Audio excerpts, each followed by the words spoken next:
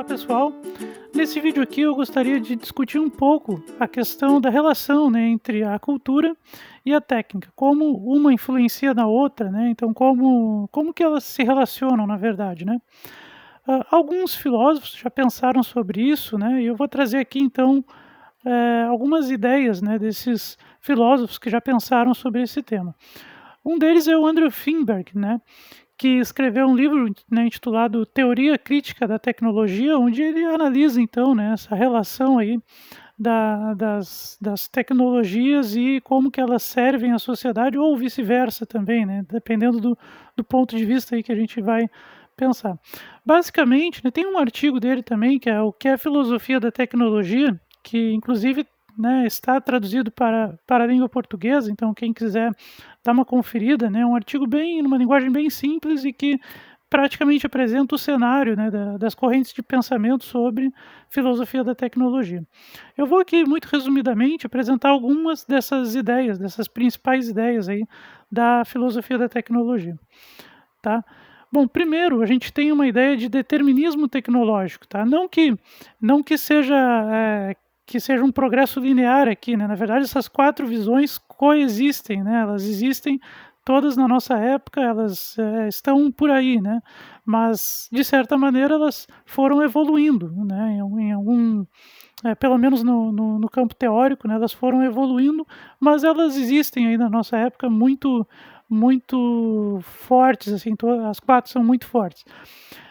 O determinismo tecnológico, ele vai colocar todo o peso do desenvolvimento em cima da técnica realmente, né? Seja o desenvolvimento social, seja em qualquer campo, na verdade, né? Do saber humano, vai colocar o peso na técnica. Só para dar um exemplo aqui, né? Vamos pensar na relação entre o computador e a educação, né? O computador pessoal, que se popularizou mesmo nos anos 80, ele começa nos anos 70, né? Os primeiros modelos, tudo mais. E nos anos 80 ele se populariza, né, e principalmente começam aí os grandes experimentos de computação, né, na área da educação. E a gente poderia pensar, né, nessa visão determinista, que o desenvolvimento da computação naturalmente vai ter como consequência o desenvolvimento educacional, o desenvolvimento da aprendizagem, né. Então é uma forma de olhar para o desenvolvimento tecnológico, né, atrelado ao desenvolvimento da educação. Então, a gente pode pensar que ao desenvolver o computador, naturalmente a educação também, isso vai corresponder automaticamente a um desenvolvimento da educação. Nesse sentido aqui, né, a técnica ela tem uma neutralidade, né, vamos dizer assim, então, bom, a gente evolui a técnica e isso evolui na educação. A gente não precisa pensar do ponto de vista social, o contexto em que o computador vai ser usado, se realmente todos vão ter acesso a essa técnica, né, em todos os lugares do mundo, enfim, né, a gente não precisa pensar nessas questões, a gente simplesmente olha para a técnica e isso já é suficiente para determinar então, né, o que que vai ser de avanço na educação. Estou dando só esse exemplo, né, da computação e da educação, mas essa visão aqui ela é geral, assim, para todas as tecnologias, todos os tipos de tecnologias e também fenômenos sociais, né. Bom, uma outra visão, né, é a do instrumentalismo, que tem essa ideia do progresso linear. Então, existe um progresso linear devido à tecnologia e compartilha também, junto com o determinismo, né, da neutralidade, a questão de a técnica é neutra, ela é criada para um determinado fim, né, e, enfim, as pessoas podem, no instrumentalismo, né, as pessoas podem optar em utilizar ou não, e isso vai também, né, no caso, eh, traçar, né, o futuro em termos de progresso. Então, se as pessoas não utilizam determinada tecnologia, a responsabilidade é delas por não progredir, entende? Então, na visão instrumentalista é isso. Nas duas visões, do determinismo e no instrumentalismo, a tecnologia ela é neutra, ela é simplesmente fabricada, ela está aí no mundo, né? No determinismo, a gente precisa necessariamente usar, porque senão não vai ter avanço. Já no instrumentalismo, a gente pode escolher, existe um controle humano sobre isso, né?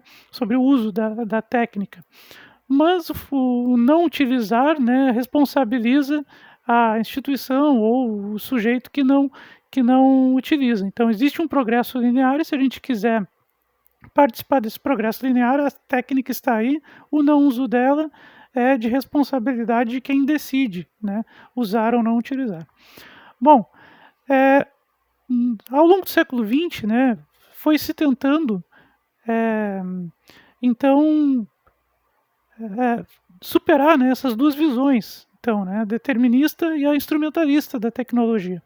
E aí surgiu, né, principalmente filósofos como Heidegger, por exemplo, né, contribuíram para desenvolver um ponto de vista que é chamado de substantivismo, né, que, de certa maneira, é um ponto de vista pessimista e que acaba, em alguns momentos, em alguns autores, né, trazendo a tecnologia como uma ameaça, inclusive, né, colocando a tecnologia como ameaça, ou uma ameaça.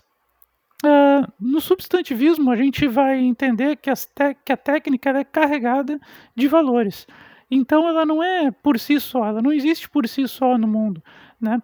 Ela, na verdade, vem dentro de um, vamos dizer assim, de um pacote, né? De uma estrutura maior da qual ela é uma representante. Então, ao adotar determinada técnica, determinada tecnologia, a gente está concordando em participar também daquele projeto de sociedade. Então, essa é a ideia do substantivismo.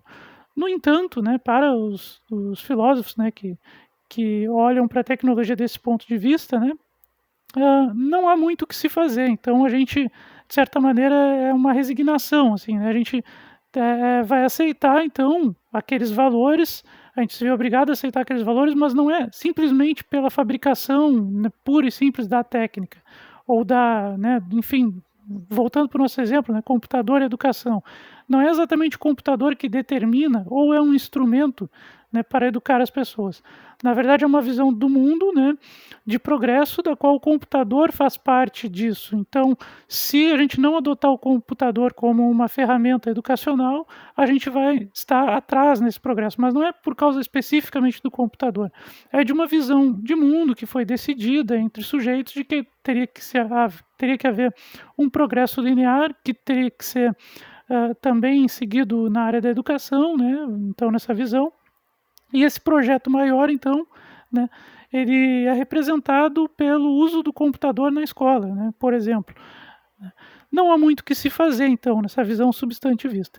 E uma visão moderna, né, lembrando que essas quatro visões permanecem todas elas, coexistem. Né, a gente vê muito na sociedade uma característica do determinismo, também de olhar para as tecnologias, né, como instrumentos, como um amontoado de matéria, simplesmente, assim como a gente também percebe uma ideia de que as tecnologias fazem parte de grandes projetos e muitas vezes se reconhece isso realmente, mas aí a gente tem duas posturas, a gente pode né, se resignar, aceitar que é assim mesmo e participar daquele projeto, então, né, usar aquelas tecnologias sabendo que estamos participando de um certo projeto de sociedade, mas pensar que não podemos fazer nada a respeito, ou, né, numa visão crítica, né, então uma visão de alguns autores, inclusive o Finberg, né, que ele se posiciona nessa vertente aqui, né, que faz uma análise de fatores culturais e sociais e é mais otimista em relação ao substantivismo, né, no sentido de que propõe uma discussão sobre o uso ou não de determinadas tecnologias, né, ou de técnicas ou processos que são propostos, né. Então, nesse sentido, se aproxima bastante do instrumentalismo também, porque o instrumentalismo ele tem essa ideia, né, olha, nós podemos usar ou não a tecnologia, nós podemos escolher, né, só que lá no instrumentalismo, ao escolher não utilizar, né, a gente está abdicando, né, dessa ideia de progresso, né, tudo mais.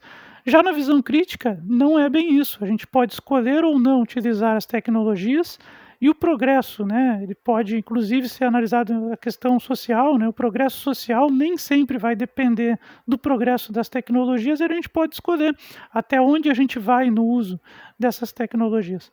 Então, existe uma proposta de pensar sobre o uso ou não uso das tecnologias, né. Só para dar um exemplo, voltando aí na questão do computador, né, e da educação, a gente pode pensar se realmente o uso do computador na escola, né, para determinados fins é interessante ou não, ou se as ferramentas que a escola já possui podem ser tão ou às vezes mais adequadas em determinados contextos, né, para serem utilizadas. Então, na verdade, é uma análise de qual que é o lugar realmente das tecnologias, né? Então, o computador na educação, ele é interessante, né? Olha, tem a simulação computacional, que pode ajudar, por exemplo, no ensino de ciências, né? Tem os jogos matemáticos, tem os documentários, né, que a gente pode acessar pela internet para o ensino de história, por exemplo. Então, tem muita coisa interessante.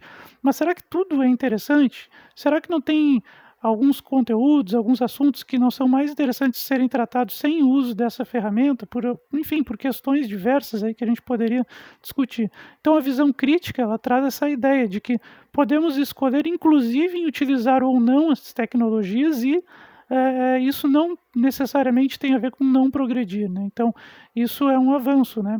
Então, a visão crítica em relação ao instrumentalismo, por exemplo, ela tem a ideia de que as tecnologias não são neutras, né? E a gente pode, inclusive, avaliar se os valores que estão sendo propostos são adequados ou não. Enquanto que no instrumentalismo a gente não tem essa análise. A tecnologia é neutra e necessariamente leva ao progresso linear, né? Então, basicamente são essas 4 visões aí, né? O Finberg explica melhor, com mais detalhes aí no texto dele, né? Quem quiser depois dar uma conferida é bem interessante, né?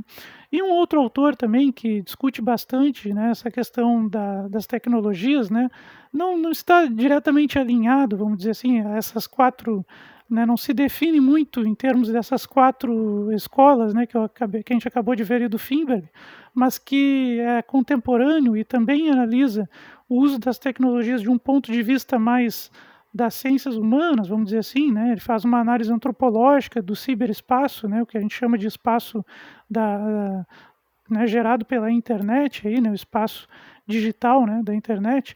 Então ele tem alguns livros onde ele analisa algumas questões, né? O livro mais conhecido, né, do Pierre Levy, né, eu não falei o autor aqui, mas é o Pierre Levy, né, e ele tem alguns textos, então, bem interessantes, né, o Cibercultura, por exemplo, é um livro onde ele analisa várias questões, né, e é um livro bem interessante porque desses 4 aqui, né, é o mais recente, né, de 1999, então, apesar de ser ali do início da internet, tem várias questões interessantes que ele analisa, né? E tem 2 capítulos nesse livro especialmente dedicados à relação com o saber, né? E aí a importância também de a gente pensar algumas coisas sobre educação aí, né? A partir disso, avaliação, reconhecimento de saberes, a questão da informação, né, o excesso de informação que a gente tem, que a gente vivencia cada vez mais, então ele aborda nesse livro, bem interessante, né? O livro As Tecnologias da Inteligência, né, que é um livro mais antigo, já bem do início lá da década de 90, onde ele analisa um pouco da evolução do computador e a repercussão que isso teve no cenário intelectual, né, e também as influências, né, como a relação, né, entre os fatores sociopolíticos, culturais, né, como que isso gerou novas tecnologias e como que realmente aí até tem aqui algum paralelo inconsciente talvez, né, porque trabalharam independentemente, mas da visão crítica lá do Finberg, né, a relação que existe entre as possibilidades da gente escolher determinadas coisas, ainda que teóricas, e ainda que isso ainda não seja uma realidade, vamos dizer assim, né, nas discussões mais gerais sobre o uso das tecnologias na sociedade. Mas ele propõe isso, um projeto de decisão mais coletivo, né, sobre o uso das novas tecnologias. Um outro livro também é Inteligência Coletiva, né, onde o Levy então faz um estudo antropológico realmente desse novo espaço, dessa nova cultura que surge, né, a partir da internet, que ele chama de ciberespaço. E também um outro ensaio bem interessante que é o que é virtual, né? Então aqui o Pierre Levy desenvolve esse conceito, né, de virtual, que nos anos 90 era novo ainda, né? E a gente tem o costume de sempre contrapor, né? Tem o real e tem o virtual, né? Então, só para dar um exemplo aqui, né? Será que uma ameaça no ambiente digital das redes sociais vale menos do que do que no fisicamente, né? Se uma ameaça for feita fisicamente vale menos. Então tem algumas questões assim interessantes né, e sobre esse assunto, né, o que é virtual, né? Então, nem sempre o virtual se contrapõe ao real. Às vezes o virtual pode inclusive ser real, né? Mas aí, bom, aí o Levi aprofunda mais essa discussão no livro, né? Então, esse vídeo aqui eu estou apresentando algumas ideias aí básicas sobre cibercultura, né, e alguns autores que discutem esse tema. Era isso, pessoal. Até a próxima.